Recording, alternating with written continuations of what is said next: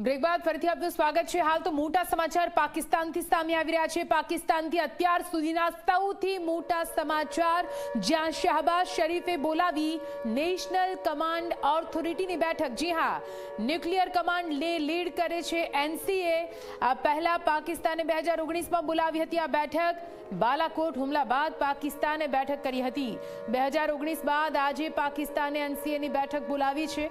આપને જણાવી દઈએ, ગભરાયેલું પાકિસ્તાન અને પાકિસ્તાનના પ્રધાનમંત્રી શહબાઝ શરીફ હવે ભયમાં ને ભયમાં બેઠકો બોલાવી રહ્યા છે અને તેમાં ખૂબ જ મોટા સમાચાર સામે આવી રહ્યા છે। નેશનલ કમાન્ડ ઓથોરિટીની બેઠક બોલાવી છે। આપને જણાવી દઈએ, એનસીએ એટલે કે નેશનલ કમાન્ડ ઓથોરિટી ન્યુક્લિયર કમાન્ડને લીડ કરે છે। આ પહેલા પાકિસ્તાને 2019માં જ્યારે બાલાકોટ હુમલાની ઘટના બની હતી તે બાદ ભારતે જે કાર્યવાહી કરી હતી તેમાં 2019માં બેઠક બોલાવવામાં આવી હતી।